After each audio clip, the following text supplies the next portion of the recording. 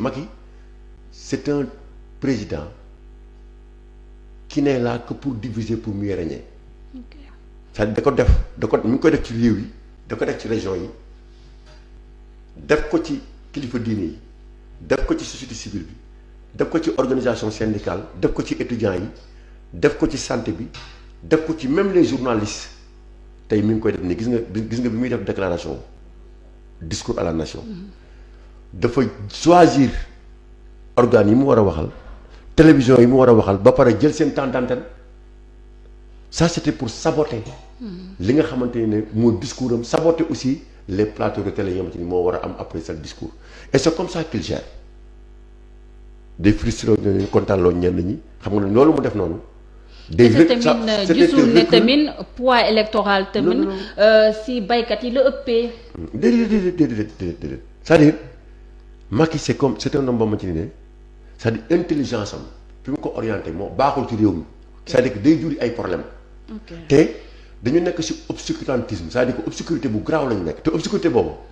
pour ñu mën a gis lumière bu ñuy wan yoon bi ñu war a jaar dina metti parce que lépp la Macky jaxase da ko jaxase c'est-à-dire que tey nan lay def day dem ci benn village yóbbu fa ñaari poto lampe village bi gis courant ñu ne wéy il a électrifié tout le village il fait du saupoudrage boobu muy def nag moom la jéem a mettre en mal ci situation bi ñuy dund nii avec le courant c'est-à-dire tey non seulement courant bi sax dañ ko yokk c'est-à-dire que tey la ñu wax ne courant bi dañ koy yokk parce que ils sont obligés ñu wax ko parce que léegi presque tu payes le double de ta facture mais nit ki nag bu demee ba daan fay 4000 di fay 8000 danaan mais qu'est-ce qui se passe mais ñoom dañu nekk ci benn position boo xamante ne ils sont obligés ñu expliquer Sénégalais yi ne on va vers une augmentation mais on va pas vers une augmentation sur augmentation lañ jëm parce que augmenté nañ ba pare maintenant sur augmentation boobu nan la ñuy def c'est dañuy dem ci benn village ñëw réceptionner ay villages yoo xamante ne dañ ko électrifier ça fait très longtemps du yu bees de léegi fu mu nekk nii moom la ñu beesal ñëw ne yéen xaalis bi ñu jot a récupérer si yéen ñu ngi nii moom lañ jël dem ba ci àll bi électrifier village yi nga xamante ñoo nekk si àll bi alors que c'est faux voilà l'erreur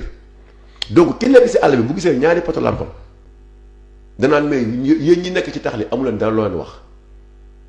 parce que bu fekkee ne lii moo tax Macky Sall yokk courant bi donc c'est une très bonne chose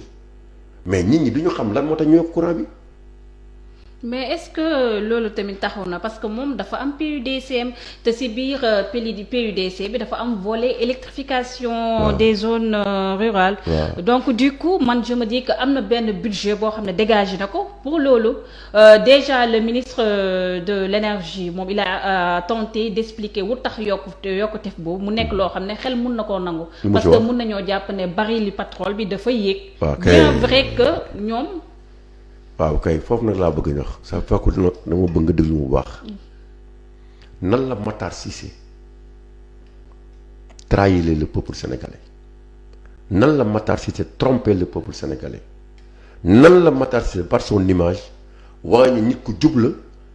nit ku dëggu la nit ku gëm Sénégal la fekk yooyu mu doon wax gëmu ko tant Ablaye Wade dund ñu fi crise énergétique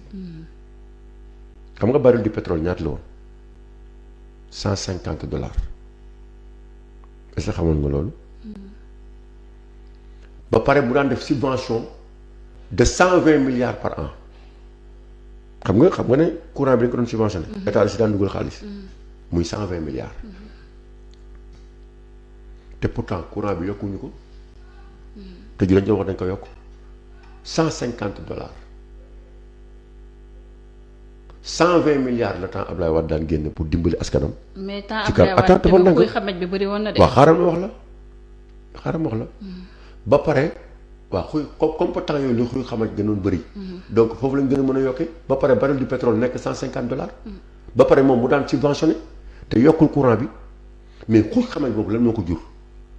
loolu héritage la bu Wade am jot fii ci Sénégal bu fàtte ne Sénégal ñaar yi rek ñoo ko daan doxal ci wàllu central. muy Manantani ak central Cap de Biche central Cap de Biche bi koy Ablaye Wade di jël dafa xobi daas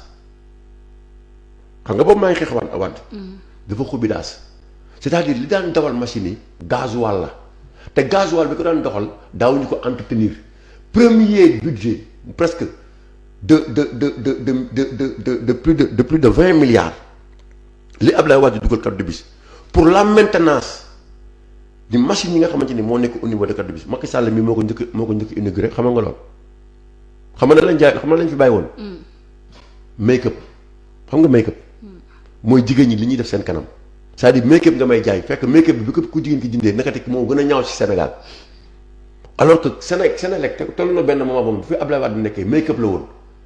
loolu moo taxoon bi mu koy bëgg a récupérer waa ñi nga xamante ni ne mooy les Québécois waa Hydro-Québec c'est-à-dire que dañ ci ges okk bu ànd ak gesu la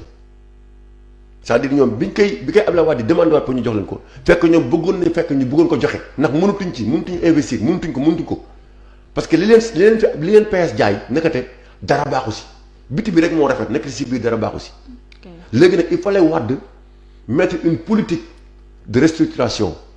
d'ajustement ba tolluwaat maintenant à ce niveau où 2012 bi ñu koy Ablaye Wade di ñàkk nguur gi fekk on est à 0 coupure de courant c'est que loolu chance boobu la Macky Sall am donc dañ ko doon régler gis nga même bu fàtte ne waa GTI ñi nga xamante ni ne ñoo nekk Carte de Bus di ñu loué seen i kii nu commandé seen matériel yi alors Macky Sall daaxoon na leen est-ce que dem nañu avant ñuy egg aéroport la leen oowaat naka te il a compris pourquoi Karim Wade loué woon li nga xamante ni ne mooy groupe yi nga xamante ni moo fi nekk mais tey ce problème a été réglé mais bi ñu koy réglé dafa fekk après nag si la Ablaye Macky Sall jëlee nguur gi boobu fekkoon na Ablaye Wade mënutul wax Sénégalais yi mënutul wax ba nit ñi gëm ko c'est fini pour ñoom Sénégalais yi il fallait que mu dem bi Macky Sall ñëwee nag 2012 fekk na ñu nekk ci 0 coupure de courant d'ailleurs si passation de service entre Aly Ngouille Ndiaye ak Karim Wade wax na ko nee na ko doo gisati courant buy coupé parce que réglé naa ko donc 2012 fekk na loolu ñu réglé ko mais instant boobu aussi bi ñu koy réglé bu fàtte ne le baril du pétrole était à $150 bi ma la waxoon Wade di subventionné te yokk courant bi waaye léegi fan lañ toll léegi d'abord bi 2012 bi Macky Sall di yor nguur gi xam nga baril du pétrole ñaata la woon $40 dañu yokk est-ce que dañu wàññi dara ci Sénégal réew mi mën na Sénégal chaque fois bu ñu daan wax yokkute fa lañ ko daan non chaque fois bu ñu daan wax yokkute dañ ko daan mesurer déjà ñoom ci prix du baril du pétrole. déjà ñoom. dañoo ñëw fekk baril bi à $40. à $40. bien vrai fu mu toll nii mun ne baril bi am na hausse. waaw mais ñoom tamit est-ce que bu ñu amoon benn politique bu xarañ. ba baril pétrole bi yaa wàññeekoo. ba mu wàccee ba suufee sax. munoon na am def seen ay kii yoo xam ne ngir mun a maintenir cap boobu. waaw mais loolu laa wax fu mu nekk nii c'est-à-dire que d'abord. même bi mu nekkee $40. dañoo wàññiwul. c'est ça. donc lan moo ci changé c'est-à-dire les prix là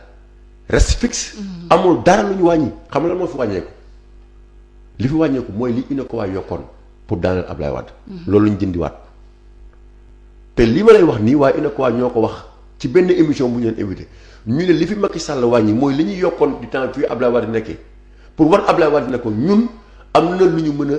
am na rôle bu ñu mën a jouer ci réew mi fii. mën nañu jàpp. kon su ma la déggee nos dirigeants dañuy jël population bi di leen di tenir ay discours mensongers et ça c'est dangereux. non c'est-à-dire loolu moo fi am.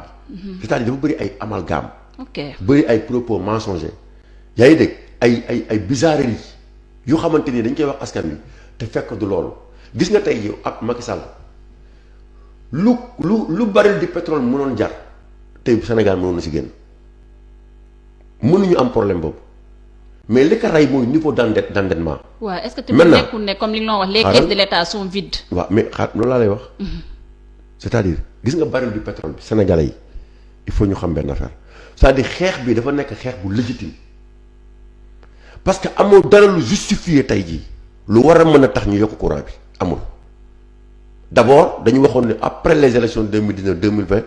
Matar Cissé taxaw fépp ne dañuy wàññi courant.